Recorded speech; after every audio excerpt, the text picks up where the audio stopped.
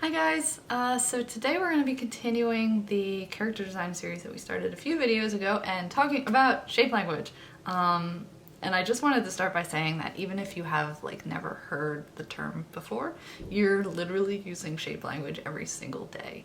So every time you see a character in a movie or a TV show or an animation or even just a drawing on Instagram, you are subconsciously making assumptions about that character based on kind of the visual cues and the visual languages that the artist is using to portray that character. And I like to think of shape language as that. It's a language, it's a tool. So think about a writer. They use words and descriptive words and adjectives and sentences and stuff to describe what their character is feeling in certain situations, and their personality and how they react to things. And if you're drawing a picture, you don't really have the convenience of using words. I mean, maybe if you're doing a comic format you do, but a lot of times you don't have as many words to use, or you have no words at all. So you need to use visual cues to convey those things and kind of make the character readable to the viewer, and that's where shape language comes in. So I thought a good way to start this video would be to look at a few characters that you guys are probably already familiar with and break down the shapes that they're using, and yeah, let's get into it. Alright, so let's take a look at these. My absolute favorite one is the old man from Up, because it is just so blatantly obvious. He is literally made entirely of squares or rectangles, even down to the shape of his glasses. All of the lines in his body are squares. Triangle character is the queen from Sleeping Beauty, Maleficent. So many triangles in her design, even down to these tiny little details here. And traditionally triangles are very kind of a, evil, bad guy type shape. It definitely doesn't have to be. See, Adora here is a good character from She-Ra, and her design is actually very triangular. You can see the shoulders in her jacket create a very triangular shape. There's these triangles here with the slits. These triangles on her lapels, very triangular, just an overall triangle stance. So triangle doesn't need to mean bad guy. It can mean dynamic, it can mean driven, it can mean kind of focused. A round character this is another one from She-Ra, Glimmer. I'm taking a lot from She-Ra because the design in that show, it's so simple that it really kind of focuses in on the color and the shapes, and you can learn so much about character design from that show. For this video, I'm actually going to be designing 3 characters in just a second, and each one based off of the main kind of core shapes. There's a lot more shapes you can throw in there, but today we're just going to focus on squares. We're going to focus on circles and triangles. So I'll kind of walk you through my process of how I think about incorporating these shapes, what they say about the character, what I'm trying to portray about the character through these shapes, and also talk about kind of the posture and the positioning that I use in the body and how I incorporated the shapes there. So let's get started. Okay, so the first shape we're going to focus on is the square. So let's talk about some of the associations and traits that could be associated with a square shape. So think about a square, it's strong, and that strength could be in your character a physical strength, a very physically strong person, or it could be emotional strength, or it could be a mental strength. Maybe they're very intelligent. A square is very sturdy, so a sturdy character, or a resilient character, a character who is very anchored or grounded in reality, maybe a character who's very much a realist. A square is solid, it's unmoving. Maybe your character is very rigid in their belief system or in their moral code. That could be described with square shape language. And then on the negative side, and that's something I want to point out, is that all these shapes have positive and negative connotations. A square could be dull or boring. So that saying when you say, oh, you're such a square, you can use that to bring out a kind of boringness or monotony to your character.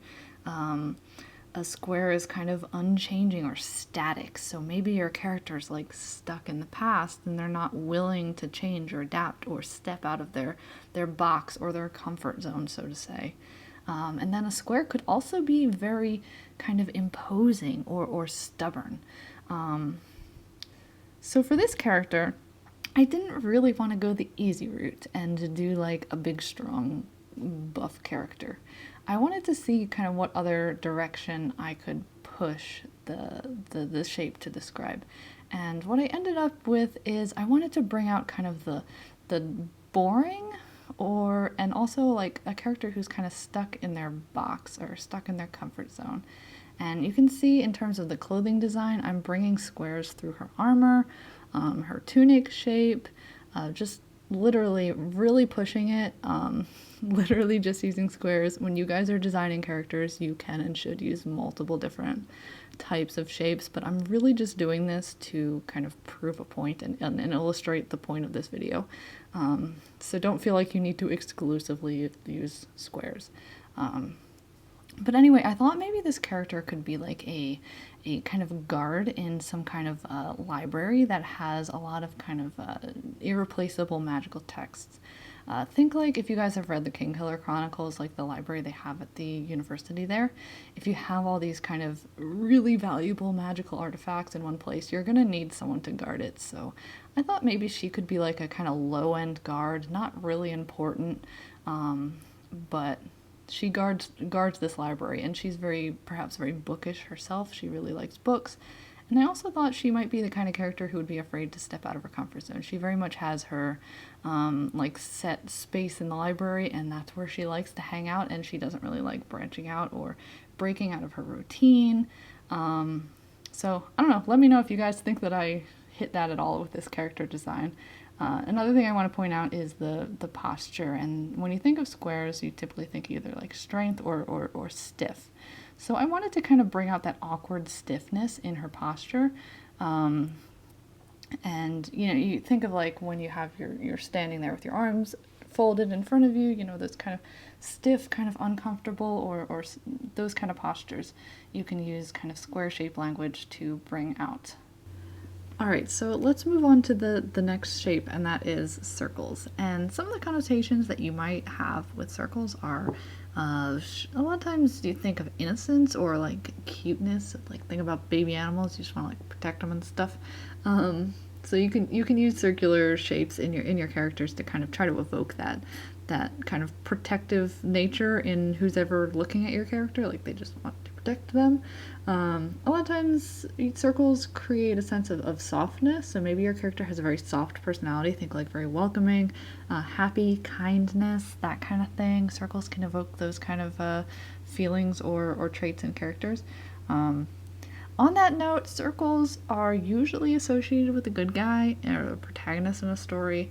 A lot of times the good guys will feature kind of circles in their overall design. Totally does not have to be that way. There are plenty of examples of circular villains or villains that use circular shape language, so don't feel like you need to be constricted to those kind of very narrow-minded uses of shapes. Another thing that you can use circles for is to portray a character who is perhaps very pliable, or someone who has a lot of potential. You know, a circle doesn't have the hard lines of like a square or a triangle, so it can easily be manipulated or adapted. Or you think of like seed imagery, like a round seed is able to grow and evolve into something bigger and better than it is in its original state.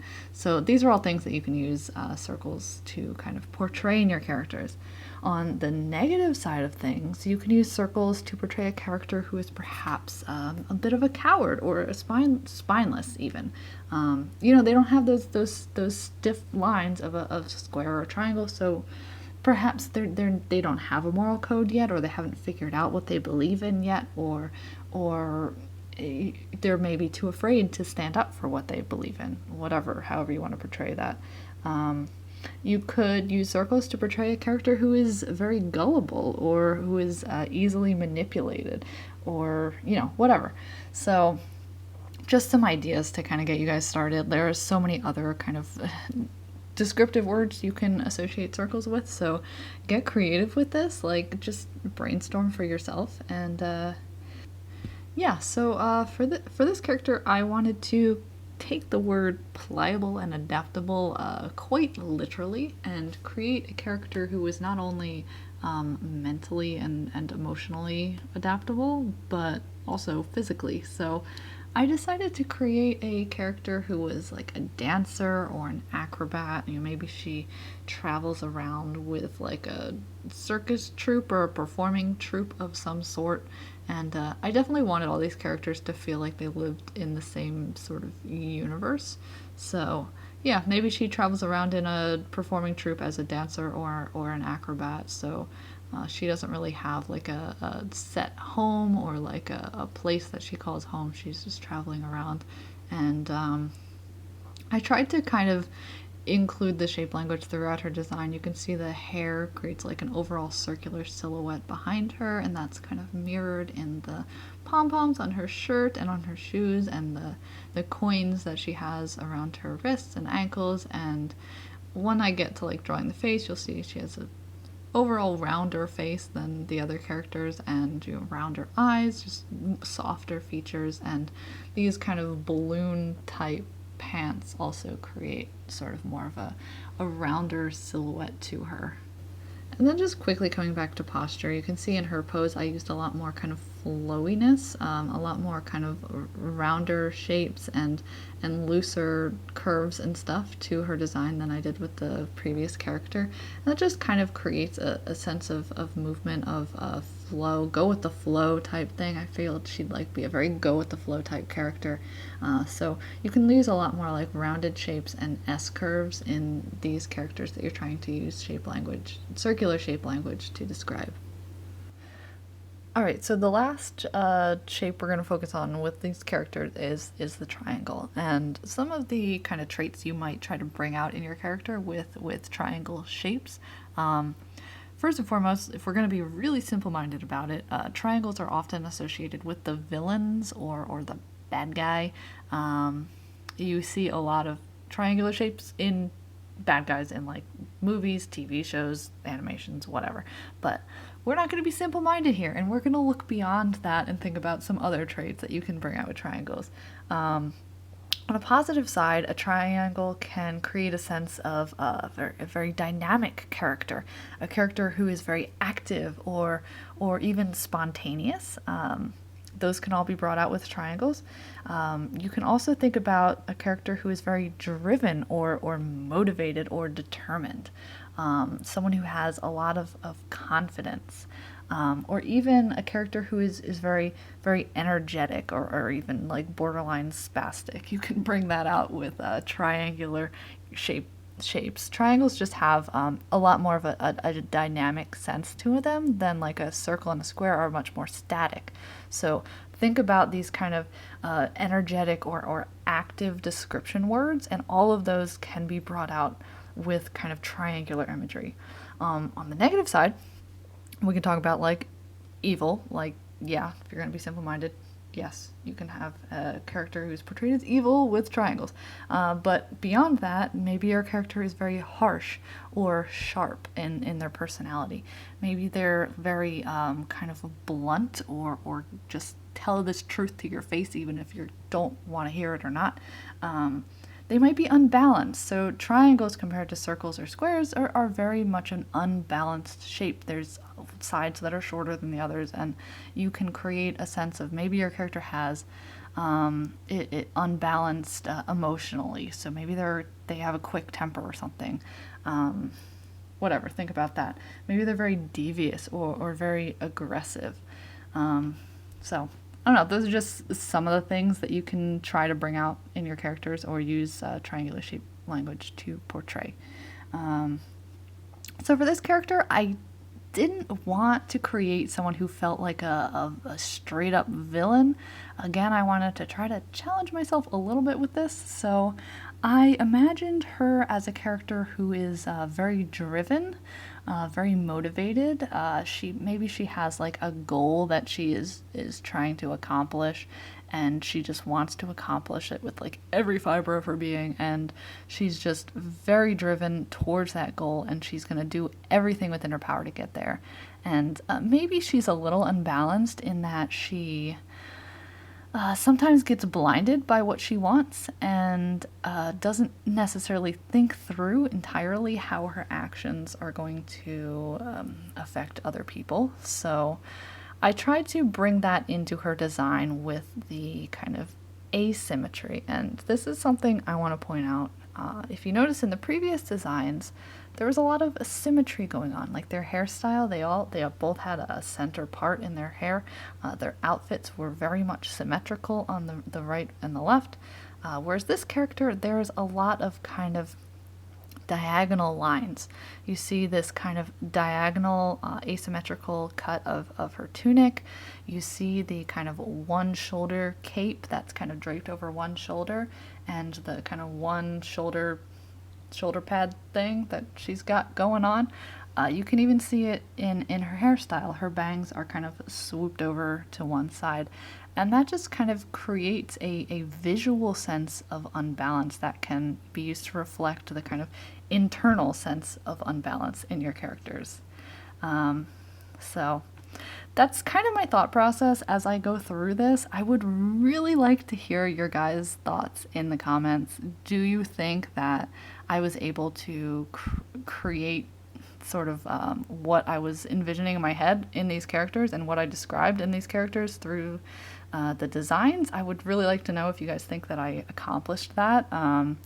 I think it would be really interesting to see what you guys would maybe change about them to reflect who I was envisioning these characters as. It's just really interesting. I could talk about this stuff all dang day, so if you guys want to like talk about shape language with me in the comments, I would be I'd be super into that. I'd also really love to kind of continue this series and talk about other kind of character building tools that you can use as an artist. So I'd really love to make one on color language and like color theory and stuff in character design. So let me know in the comments if that would be something you guys would be into. I could honestly talk about this stuff all day long, but I just want to make sure it's something that you guys are interested in. So yeah. Also, I want to say hi to all the new subscribers. There's been like so many of you the past like couple weeks or so, and yeah, hi, I'm happy you're here, and it's gonna be a lot of fun. We're gonna have a lot of fun new videos, but anyway, I will see you guys in the next video. Bye.